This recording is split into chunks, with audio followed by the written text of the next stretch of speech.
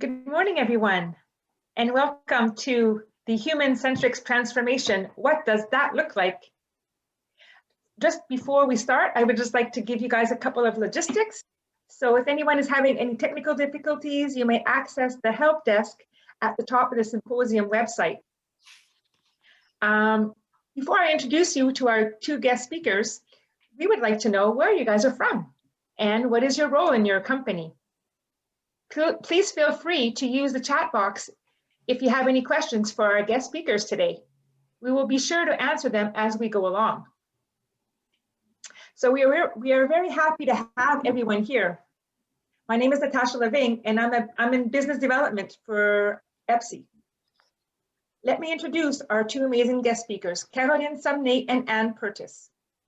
Caroline Samné is the co-founder of The Pillars, a Montreal-based consulting firm which specializes in organizational effectiveness, specifically in organizational culture and transformation, organizational learning, and in the development of leaders and talent management. Caroline is passionate about equipping leaders with the skills that need to foster human change-enabled culture within the company. She believes that the client should not only be a partner in the process of identifying answers to the problems the organization faces, but also the ultimate owner of the solution. A lifelong learner, Caroline also teaches part-time in the Faculty of Applied Human Sciences in Concordia University since 2002. A strong believer in community engagement, she sat on the board of the Concordia Alumni Association and Games for Hope Foundation, amongst other volunteer involvement. Her expertise lies in developing processes that enable clients to find long-term sustainable solutions that fit their environment, their corporate culture, and their diverse organizational needs. I would like to also introduce Anne Pertus, co-founder and senior partner of The Pillars. She began her career with small and large national organizations such as Motorola, London Life, and Dale Carnegie Training, to eventually start her own consulting business and finally merge to create The Pillars. Anne and the Pillars team have learned from the best and the worst of working environments and felt that something different had to be practiced and lived. The Pillars created a process to help clients build their human organization of the future. In today's complex global economy, organizational transformation is inevitable. Anne is passionate about co-creating solutions with people in building human working environments. Imagine that every day is filled with joy, satisfaction of your contribution towards a well-defined purpose and achieving your goals while living your values. Bachelor of Business Administration from Bishop University and certified in several organizational tools and processes, Anne is a lifelong learning journey. Please welcome Caroline and Anne. Good morning, everyone. Thank you, Natasha. Appreciate that introduction. So welcome to everybody. Happy to be here with you this morning. So wanted to just give you a quick overview. We've already introduced ourselves, but want to also pay some honor to the team that surrounds us and just give you a bit of an overview around the journey that The Pillars has been evolving. So we have a vision that we're very passionate about, where we see a future in which people are as happy coming to work on Monday as they are going home on Friday evening. So we really envision organizations that are really purposeful, place where people can go and feel like they are used not only as a resource, but also used in a way where their full potential is tapped. Anne, I don't know if you want to say a few words before we get into... This is a very exciting venue. It's great to have like-minded people around the people aspect of organizations. So we're really looking forward to sharing with you our journey and our methodology. So to that point, this morning we wanted to speak to you about the journey that The Pillars has been on around the idea of coming to a place of creating human-centric transformation. We're in a time in history where clearly we've seen that the past year has brought a lot of changes and a lot of upheaval. And things have been not necessarily easy, but there have been a lot of learnings that have come through the process of the difficulties we've been experiencing. So today we wanted to share with you what we have as beliefs and the work we do around human-centric transformation. So we want to talk about how that occurs. What does it mean to have human-centric and aligned transformation? What are some of the key principles that surround that? What are some of the most common mistakes we've been seeing in this work? And also something that we've been working very diligently to bring together and to work through with our clients, and that's what we're calling an organizational transformation alignment framework, which is based on human-centric principles. So I will take you through a little bit of, again, like our journey. We asked ourselves the question, what does it mean to be human-centric? When you think about that word, it is quite large, it's quite vast, it has probably a lot of color. So it's something we've been playing with as a team. We've been having discussions with our larger community. And as you see on the slide, we have our word art, if you will, that highlights the words that were most essentially coming back for us as to what does it mean to be human-centric. So obviously, as you see, one of the words that has the most predominance is authenticity. Trust is right up there as well, empathy. So what do all these words mean, and what does that mean for an organization to be human-centric? So for us, human-centric organizations are those in which people feel comfortable being their authentic selves, caring about not just having their needs met, but also being able to meet the needs of others. It's where they feel that they can grow into the best version of themselves. We believe that human-centric organizations are good not only for people, it ends up being good for business, because as a person grows, the organization will grow as well.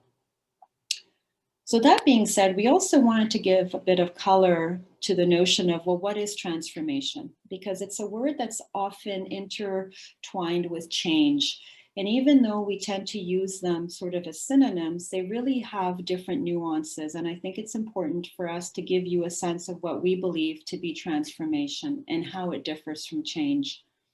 So for us, transformation is really, as you see in the image, the metamorphosis, if you will, of something very deep and large. So as the larva becomes the butterfly, transformation assumes in an organization that we're speaking about changing mindsets, behaviors, and beliefs. Now, these are deeply embedded things that don't just change because someone says that they need to change. So when you think about a change process, often it's something that is a bit more static. So we wanted to talk about what are the types of change that organizations may go through and where a transformation fits in this. So as organizations think about everything that's been going on this past year, but even prior to that, change has been something that's been with us for a long time. There's what we call developmental change, which are incremental little shifts in an organization. So it might be something very minute that's almost in the background that people don't necessarily see as shifting. It could be a new maintenance patch that people put onto an IT system, and you're not really shifting the organization in a large way. A transitional change is moving from an old state to a new state. So what by here we mean is you're going from, for example, taking one tool out and putting a new tool in. So the tool still does the same thing. It could be, for example, a CRM that you may have in your organization. It is transitional in that you're replacing one thing for the same thing, but you may be asking people to have to still learn new things because it is a new system. It has different buttons, different functionalities. So there is a transition. Transformational now is what we call nonlinear and more chaotic. So it's not an A to B kind of situation. And it doesn't necessarily have anything similar to what was in the past. So this is where the analogy of the larva to the butterfly, this might be an organization going through something fundamental like what we're experiencing now and have been experiencing in the last year, starting to ask ourselves, what is our future model going to look like? Are we going to remain who we were? Are we going to hybrid work? Are we going to some kind of distributed model of work? And it might shift ultimately who we are. as an organization, what we believe, and the mindsets that come with that. So we wanted to put that into context. So when we talk about transformation, we are talking about more deep, nonlinear, and often what can appear to be chaotic processes. So that being said, I'd like to hand the word over to my colleague, Anne. Hello again, everyone, and welcome to this amazing conference. Carolyn mentioned a little bit about a lot of change, and then one word that comes up is VUCA. And for those of you who might have seen this before, let me just give you a little bit about what that means. It's a term, it's been used actually for decades, and is currently used and adopted by the leadership gurus. In fact, some universities have added this to their curriculum. VUCA describes an environment filled with volatility, uncertainty, complexity, and ambiguity. This past year has been VUCA on steroids. What the pandemic exposed is that organizations are suffering from status quo syndrome, where we only look to fix what's broken rather than innovating and looking for opportunities. To invent, create, and develop this is costing organizations in many areas, such as the time to market, expansion in product development cycles that are just too long. At the start of the lockdown, we were working from home, this rapid change. And in fact, listening to someone this morning, they're calling it a relentless change. It has shown us how the world has adapted in such a short time. Some have said that we had 6 years of change in the first few months of the pandemic. So transformation is all around us, and we want to expose the need to rethink how to go through this transformation. So here are the key principles that we believe of a human-centric and aligned transformation. Leaders must operate from ecosystems and not ego systems. So what does that mean? Ecosystems are structured to satisfy shareholders, whereby ecosystems are where all stakeholders are committed to the shared well-being of the community. Also, we're looking at the whole aspect of organization. It's not the parts added together. It's really a whole system in itself. And many organizations, as we know, are very siloed. And one silo might be doing it well, but not the other, and one doesn't know what the others. So we're saying the whole system needs to be involved for this transformation in a human-centric manner that it can succeed. But at the core are the people. If people are not involved in a meaningful way, we were talking mindsets, behaviors, if they're not involved, the chances that your transformation will be successful greatly diminish. So these three guiding principles for us are key in any transformation. So looking at, it's the whole system, and that in the center of that is the human centricity part. So we're looking at three common mistakes. And there's the overview, as you can see on the screen, and we're going to go through them one by one. The partial co-creation, the decision-making, and treating change as a logical and rational process. So in the first aspect is, and perhaps some of you have experienced this more than once, where partial co-creation and involvement. In many organizations, we assume that the involvement means asking people for some input. But then the decision still sits with a few people, usually the leaders. And then we loop people back into the decision. This is but one piece of the process. Real co-creation means deeper engagement in all parts of the process. So adaptability and sustainability can't fully occur if we only allow the voices of a few. The less people are involved, the less they may commit to sustaining a change long-term. And it's something that we see commonly with our clients. They believe they're actually bringing in their people into collaborating. But really, they may have a meeting, they may get a few solutions, but they don't really go deep and involve the voice of everyone in the organization, or certainly as many as possible. So they may think they're involving, engaging people, but it's not always the case. And that's a big lesson that going through any transformation process, and it's a great learning for leaders and employees in organizations. The second mistake, common mistake that we see is the decision-making held by only a select few. Even if we include people in designing the change, but not give them any sense of agency and decision-making, we create disengaged and disempowered people. This long-term does not drive sustainable transformation. So if it comes top down all the time, and as an employee, I don't feel like my voice is heard. No matter what I say, the leaders are just going to do what they want to do. So the sustainability on that transformation just is not happening. The third common mistake that we see is treating change as a logical and rational process and decision rather than an emotional and human one. When Carolyn was talking about more of that transformational, the butterfly coming out, people are going through an emotional process. They're going through major changes, old way, new way, even though the new way may be very interesting and exciting, even inspirational, there's an emotional factor. We can't discount that. If you just stay with the reason, the logical mindset, you're missing a large part.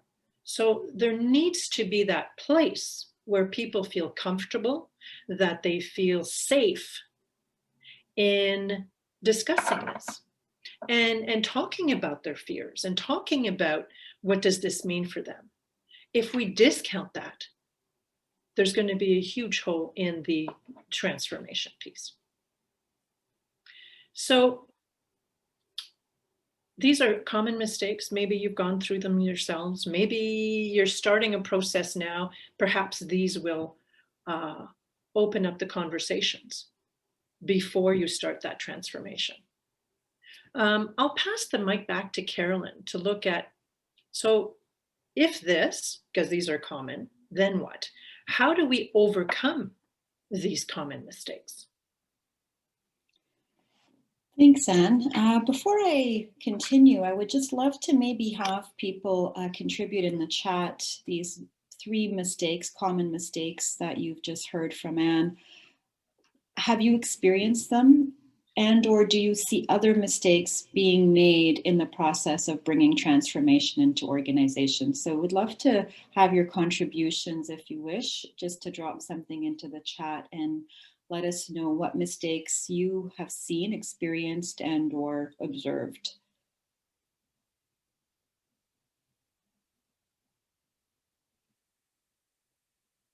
And Natasha, I can't see the chat, so I don't know if you'd be able to please just highlight for me if there's anything coming through. I'd appreciate it. Of course. Thank you. Okay.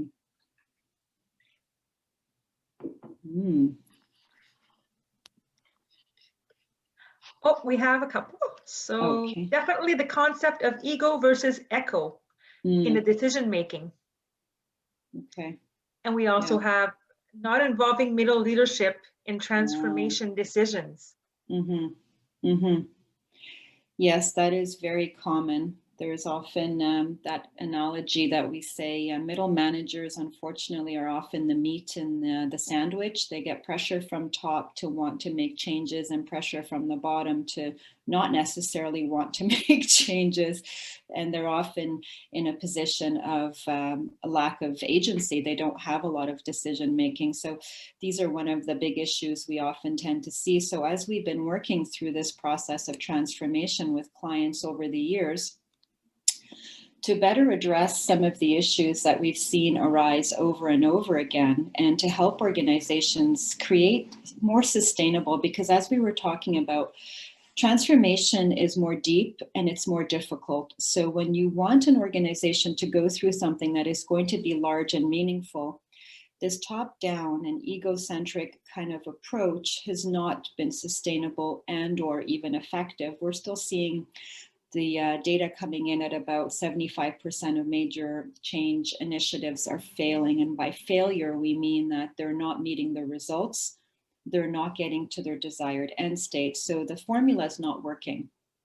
And so I just added, I can see the chat, and okay. What you're talking about, I think it would be there's two comments here. One from André Durivage: organizations are underestimating the energy required to make a change. Yes. And then the following one from Frédéric Pinard: planning the change is often underrated. Yes. For people to know what is going to happen, make them less anxious with the change/transformation. Also, Marie-Ève Renaud: too many transformations at the same time are not always efficient and can be more frustrating than empowering. Right. And part of the reason that that frustration comes in is, again, lack of engagement. When decisions are made unilaterally in one part of the system, pushing things out to the larger system, of course, you get a dissonance, because if I was not involved in even making a decision to partake, you know, there's been a lot of discussion and work around the whole area of change fatigue. And there's a lot of people in the field who are believing that change fatigue in and of itself is actually not a concept. What's happening is the fatigue is from the lack of engagement and participation. So because what happens, and I don't want to get too far down a rabbit hole, there's a whole neuroscience perspective as to how people respond to change. We're still very primal in our brain, and we operate mostly from our amygdala. So when change is announced, and that's typically how most organizations are coming at it, it creates an adverse reaction in the brain. It's a defense mechanism. It's a posture that we go into. Versus when people are invited into a process and into a conversation, it calms the brain. The amygdala doesn't go into the same fight or flight kind of reaction. So there is something to be said for the fact that we are fatigued mostly by having to fight what we perceive to be a threat versus the change itself. So when we came to the place of developing this framework, we were taking all of these concepts into consideration. The fact that things were being imposed on people, things were put in a way where people were tired from feeling this need to fight back. So when we talk about something being human-centric, holistic, and aligned, it means that people are not treated like something to just, you know, follow suit. They're given the voice and the agency necessary. And in a transformation, to work from ego is going to cause more burning of gas and energy than to operate from eco, because leaders cannot dictate a mindset shift. They cannot dictate a shift in behavior. Leaders, if leading properly, and I'm using this word loosely and it's a bit of a judgment on my part, are coming more from empathy, are coming more from the idea, the belief that people are whole, and that for organizations to thrive, people will need to thrive as well. So I want to take you through what we put together as a framework that we work with on a regular basis in organizations, particularly who are going through transformation.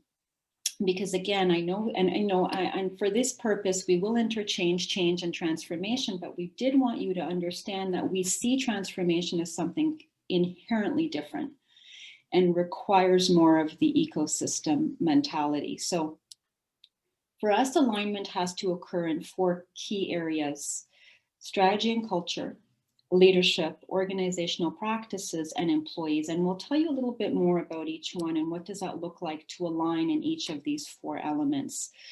So an organization going through transformation has a desired future state, says we want to be, you know, this organization of the future, whatever that may look like. And we have to understand then, how aligned are we in strategy and in our culture? And strategy, as most of us probably know, encompasses everything about who we are, our vision, our mission, our goals. Has that been something that's been, in a sense, co-created? Have people had voice in this? Culture. Who are we as an organization? What are the values, beliefs, and behaviors that we have as an organizational DNA? We have to think about getting alignment in this pillar. For us to transform, we need to be seeing and somewhat believing the same things. The next pillar, when we talk about leadership, what does it mean to have alignment in leadership? It's twofold. One is that all leaders in the organization have to believe in the same North Star, the same desired future. So sometimes we call it the change vision. And are we able to enunciate the change vision and all of us as leaders in the same way? Because if not, what happens in an organization is leaders start espousing different messaging, creating chaos within the organization, because then depending on which, let's say, VP you report into or whose director you work with, you might be given different messaging about where the organization is going. So there needs to be work around aligning leaders on the change vision, if you want to call it that. The second critical part is, do the leaders have the skill and capacity necessary to lead through an organizational transformation? Because as we've been alluding in the last little while, transformation is difficult. And I think it was said by somebody in the chat. It is heavy lifting. We underestimate how much work it requires. And the work that is required is not strictly tactical. It is deep inner work. A leader needs to understand their own fears, their own notions around change, what they believe to be true. And what do they believe about leadership? Do they believe that leaders are there to tell? Do they believe that leaders are there to serve? So there's work to do on aligning leaders' capacity to lead through the transformation. The third area is what we call organizational practices. We need to have alignment here. So I'm going to give you an example. So practices here, we encompass everything from policies, procedures, your tools, your systems, your mechanisms that are there to help you, achieve your espoused desired future. An example here is, we've been working with a client who's been moving from being what we call more network-centric to being more employee-centric, to wanting to move from very siloed to more collaborative type of work, team-based organization. And so when we started this transformation process with them, lots of work was done on aligning the vision, getting clear on the values. Who are we? Who do we want to become? Leaders went through a lot of work to do some deep self-awareness, to understand what it means to lead change, to get aligned on the change vision. And then, we came into organizational practices, and there was one big area that was a glaring misalignment. Their performance evaluation process was based on individual performance. And here we were talking about wanting to move into becoming a more collaborative, team-based culture. So we were running into roadblocks because all the messaging was going towards how we need to work in collectives. Decision-making had to be at the right place at the right time. And yet when it came time to speak about performance, they were still trying to box people into individual-based kind of performance reviews. And what I mean by that is, they were still using I'm going to use the word archaic, it's my judgment, but where they're force ranking people. So only one person in the team can exceed, only one can be whatever, and one, by necessity, like a bell curve, has to not meet. So we were seeing a big misalignment in the system around making this transformation stick. The next area of alignment is in employees, meaning that they are an integral part, as we were mentioning earlier, as Anne talked about. One of the key principles is co-creation. Co-creation means we give people agency and we give them voice. So in the process of transformation, have we aligned how we bring people's voice into the process. How do we create back and forth feedback loops? How do we get people engaged and committed? It is not by strictly giving them pretty PowerPoints and reasons why they should get on board to the change, which has been traditionally how we've looked at transformation. It's been more of a sell and a marketing job than it has been a true integration of people's voices. Transformation is difficult, it is hard work, and it does require all hands on deck. People will not give you their heart and their soul if they don't feel that that is being given back to them. And we're seeing that more and more. In this past year through the pandemic, we've also been seeing and reading a lot that a lot of employees have seen the true nature of their organization through this pandemic, in the sense of how they were being treated, what kind of care they were given. This is not to be forgotten from what we're understanding. There's some, scary statistics telling us that 80% of people are thinking about leaving their employer as soon as everything stabilizes. So it's to tell you that people are becoming more and more discerning in what they expect from their organizations. And I think rightfully so. And especially if we're talking about transformation, it is difficult. It is hard work. On se cache pas des choses. We're not hiding anything from anybody. So to do that, we really truly believe that alignment in these 4 components has to occur. And at the center of that, like we've been talking about too, is this whole idea of ego having to be shed to move to eco, which means that we have to have a paradigm shift in leadership. Because leaders that are still operating from this belief of we hold power, we hold agency, we hold the answers, is going to cause a lot of problems, in that these transformations are not going to happen. Carolyn, we have a really good question on that point, on the difficulty. So the question is, if my understanding is correct, the whole approach is based on trust and collaboration, including the whole organizations. So are there any suggestions on how to take a human-centric turn in a context plagued by generalized mistrust and even bad will, where people are initially unwilling to cooperate? Yeah, that's a huge, beautiful question. And that would go back to the first pillar around strategy and culture. And that's a really good question, because when we come into an organization, it's one of the first things we want to understand is the level of trust. What we haven't talked about yet is how do we get to understand where the organization sits in these 4 pillars. And that's something that we will talk to you about in just a minute or two. But the question posed is where I would say we're back into strategy and culture, meaning that if we see that the culture is not ready, does not have the components in it to be able to sustain the transformation desired, that is the signal that we would bring to the organization to say, you are not prepared for this transformation. There is some deep work to do at the level of trust. There is some deep work to do at the level of building this. And that is not always going to be done overnight. So, it's a bit of a tricky situation, because depending on the nature of the transformation and the urgency of it, you might have to do what we call minimum viable products, which is, a terminology that comes from the agile world and the lean world, where you're going to have to test something small.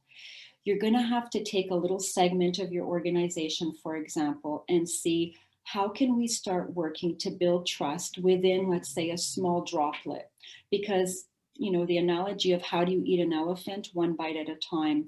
So at that point, you might ask the organization to rethink how they want to draw out transformation. And this is where there would be some work around strategy. You would not be able to probably shift the organization in its entirety with those kinds of conditions, but you can start doing what we call little iterations or little tests in different parts of the organization where maybe there is a bit more trust, and start to see how do we build trust within a certain segment. And then, you know, that's a whole conversation around how do you build trust. There's a lot of work that it's doable. It's definitely doable, but it requires really commitment and the ability for leaders to say, we have a trust problem. And that's where we talk about people being able to remove themselves from their egos. So I don't know if that answers the question. If you could just drop you know, whether or not that's satisfied a little bit, I'd appreciate it. It's very weird for me to not have this two-way interaction. One participant here says, trust comes from alignment in the 4 pillars and from true collaboration. And that is a beautiful statement, because it's like a chicken and egg, right? It's like, what comes first? Does trust come when you build alignment, or does alignment come because you have trust? And it is, again, yes, it's a yes to both, right? So alignment does come from people collaborating and co-creating, but our organizations have historically been built for silos, right? We know that. And they've been built for individual success and not collective success. So there's a mindset shift that's needed. And I mean, we've been talking about this for years, that our management models are broken, right? They were written at the turn of this century. They were made for a time when we were coming into the industrialized revolution, where the nature of work was very different. We're at a different time and space, but yet we're operating from very old paradigms. So I think we are all agents of change, in that when we believe it, we bring it into our sphere of work. We bring it into the language we use with the people we work with. I think we all have power, regardless of what our level in an organization, what titles we hold. We all have agency. When we choose collaboration, and it could be as simple as saying, you know, I'm working on something, I don't want to do it in silo. I want to hear the voices of my colleagues. How do I go get input? It could be as simple as that. And we start to model that. Whether it's, you know, anything that we feel, I need to make sure that people's voices are heard. It could be as simple as deciding, I don't know, what the next company party is, the next event. Like, it doesn't have to be major, but when we start to model the behavior, I think is where we all are leaders of change. And sometimes that's the mistake that we make also, is we wait for titled leaders to want to be the ones to start creating alignment, whereas we all have agency in the spheres we have, whether it's your team, whether it's your department, whether it's your business unit. We have agency. It's just a choice. So the person that had asked the question, Carolyn, he did respond, he or she. Yeah. Thank you, with an exclamation mark. Okay. That answer totally makes sense. You can't build on shaky foundations, and it might take time and effort to foster trust and collaboration. I like this honest and realistic answer. There's another one from Louis saying, yes, I've seen this occur in the past for organizations I've worked with, where leadership introduced a change but did not involve middle managers or representative people in various departments. As a result, it caused mistrust and uncertainty in the organization. So people started to resist because there was no buy-in. Yes. And to that point, Louis, see, I don't even like the word resistance, because for me, the word resistance has had very negative connotations over time in the area of change and transformation. And so when I come into a system, or we, you know, are working with a client and they say to us, oh, so-and-so's a resistor, or this person will resist, or whatever, you know, I've always said their voice is unheard. Resistance is a voice or a thought unheard, and we've not given people a forum, a place, a way. And this is why in the employee pillar, it's critical to say, what are those feedback loops? How are we bringing people in? And not just from a lip service kind of point of view, meaning we're not just saying, tell me what you think, but then you'll never hear back from us, and you'll never see a reflection of what it is that you've asked for. This is where the letting go. See, there's a direct correlation between how much work the leaders are going to do on themselves and letting go of ego, and how much we're going to see an impact in the employee pillar. Because the less leaders can let go, the less we're going to see satisfaction in the employee pillar. So there is a direct correlation. Go ahead, Anne. Sorry, and oftentimes, and we're going to get into the assessment part here, but oftentimes, leaders think, oh, we're asking people how they are, whether it's pulse type of assessments and getting a feel for what's going on. VUCA on steroids in the last year, and not necessarily getting back to people. We've heard you. Let's talk more. Let's delve into this a little bit more to really understand what's going on. So it's a fatigue of they're asking, but they're not really listening. They're asking and they want something, but what are they doing with this? So not getting back in a meaningful way and involving people in, it's tough, but there's also opportunities. We need your voice. We need your ideas, etc. So I just wanted to add that bit that was coming up as well. Thanks, Anne.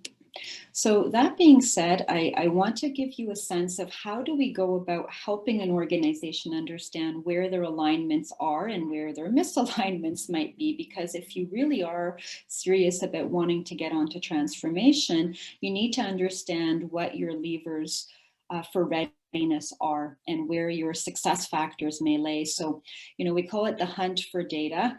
And we've been working on the development of an assessment, which is called OTAS, Organizational Transformation Alignment Survey.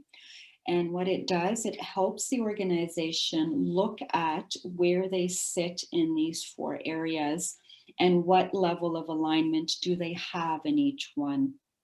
It is an assessment we've been studying, if you will, and working with and researching in the last, I guess, going on 2 years now.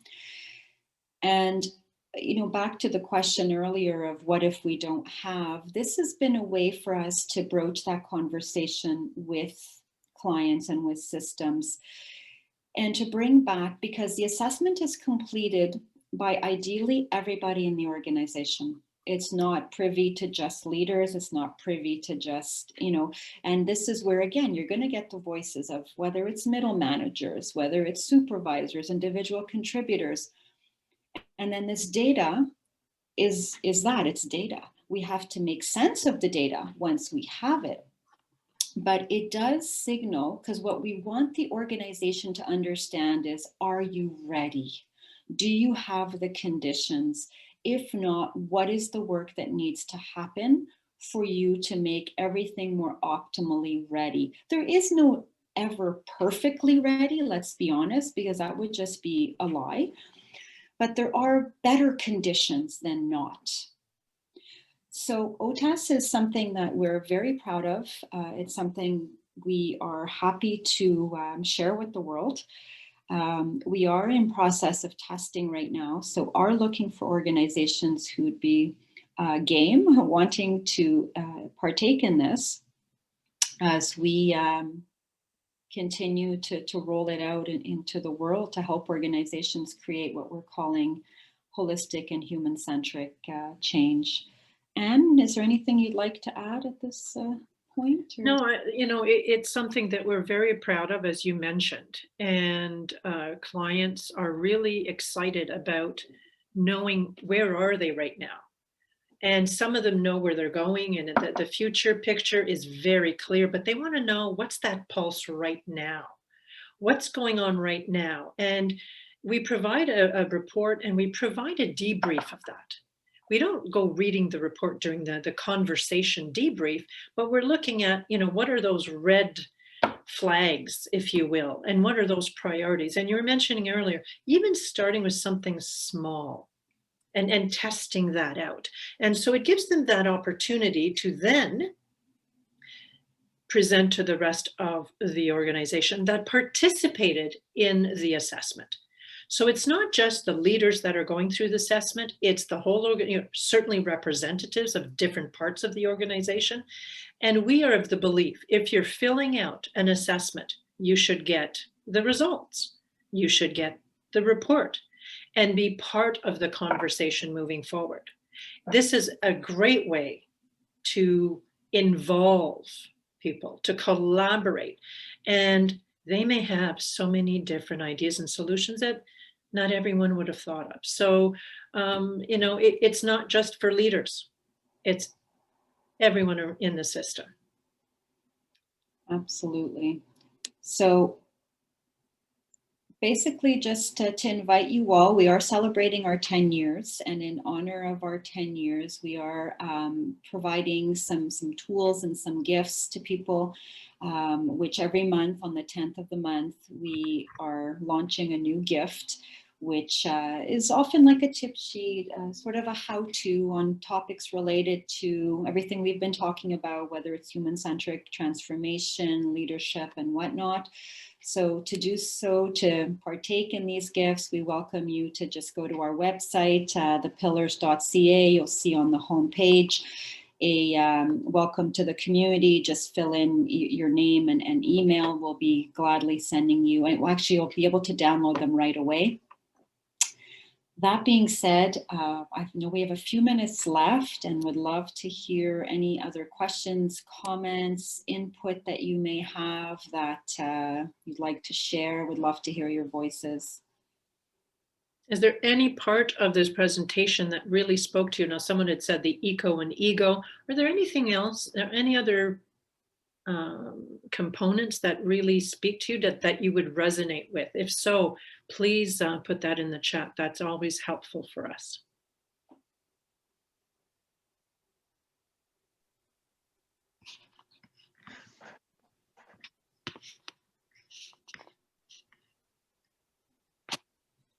Thanks so much, ladies, for this great conference. It was amazing. So if anybody in the attendance would like to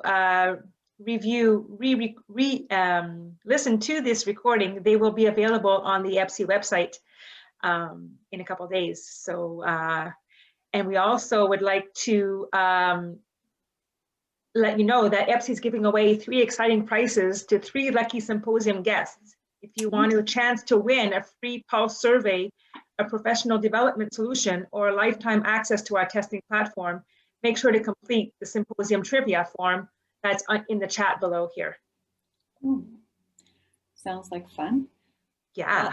It's been really an honor and a privilege, and thank you. We know that you had some choices this morning, so that you chose to be with us is very, very gracious of you, and we appreciate your time and your questions and your thoughts, and hope to see you maybe in some other conferences. We actually have one last question here. Oh, yes. Excellent. What are your thoughts on employees being overworked and fatigued through current unprecedented times?